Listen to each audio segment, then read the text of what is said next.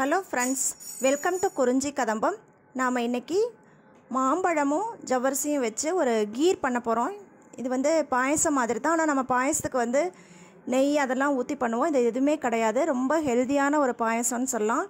இது Filipino dessert. இது அங்கே ரொம்ப அதிகமாக இது பண்ணுவாங்க.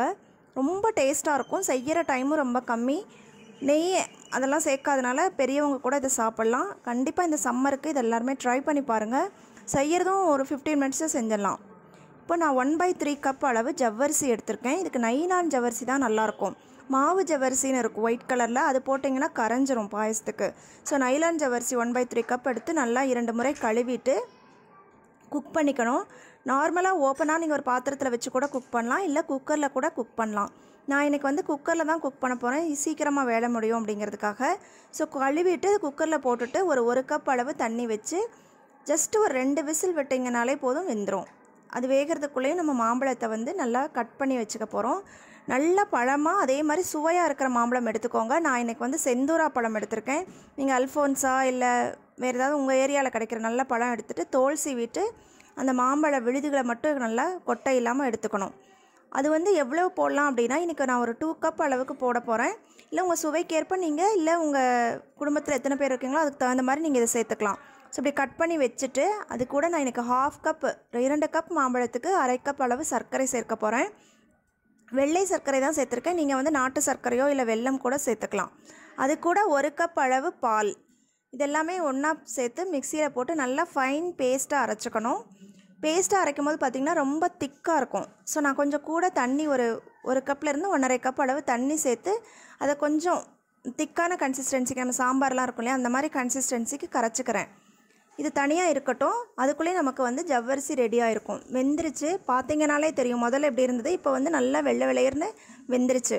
ஸோ இது நல்லா ஆறட்டும். தண்ணி பத்தாமல் இருந்ததுன்னா இன்னும் கொஞ்சம் கூட நீங்கள் தண்ணி சேர்த்துக்கலாம். தேவைன்னா சேர்த்துக்கலாம், இல்லைன்னா விட்டுடலாம்.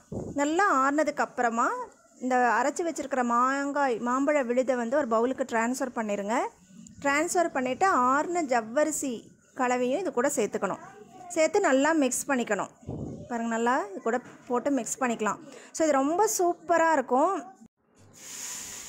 இது நல்லா மிக்ஸ் பண்ணதுக்கப்புறமா இதை நீங்கள் ஃப்ரிட்ஜில் வச்சிடணும். நல்லா சில்லுன்னு இதை சர்வ் பண்ணணும். இல்லை வேண்டாம் குழந்தைங்க இருக்காங்கன்னா அப்படியே கூட கொடுக்கலாம். நல்லா குடித்தாங்க எங்கள் வீட்டில் எல்லாம். குழந்தைங்க நல்லா ஜில்லுன்னு இல்லாமல் கூட குடித்தாங்க. பட் கொஞ்சம் நீங்கள் ஃப்ரிட்ஜில் வச்சு கொடுத்தீங்கன்னா இந்த சம்மருக்கு ரொம்ப டேஸ்ட்டாக இருக்கும். சர்வ் பண்ணும்போது பார்த்திங்கன்னா இதை எந்த பவுலில் சர்வ் பண்ணிங்களோ அதில் ஊற்றிட்டு மேலே பொடியாக கட் பண்ண மாம்பழ துண்டுகள் போட்டுட்டிங்கன்னா ரொம்ப சுவையாக இருக்கும் அதை எடுத்து சாப்பிடும்போது. இது பார்த்திங்கன்னா நெய் அந்த மாதிரி முந்திரி அதெல்லாம் இல்லாத ஒரு ஹெல்த்தியான ஒரு பாயசம்னு சொல்லலாம். இல்லை மேங்கோ சாகோ கீர் அப்படின்னு சொல்லுவாங்க, இல்லை மேங்கோ சாகோ டெசர்ட்னு சொல்லுவாங்க. கண்டிப்பாக இது எல்லாருமே ட்ரை பண்ணி பாருங்கள்.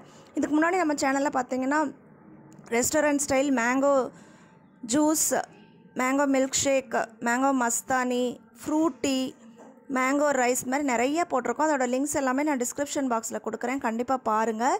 இதுவும் செஞ்சு பார்த்துட்டு எப்படி இருந்ததுன்னு உங்கள் ஃபீட்பேக்கை கமெண்ட்டில் சொல்லுங்கள். பிடிச்சிருந்ததுன்னா லைக் பண்ணுங்கள், ஷேர் பண்ணுங்கள். தேங்க்ஸ் ஃபார் வாட்சிங். வாழ்க வளமுடன்.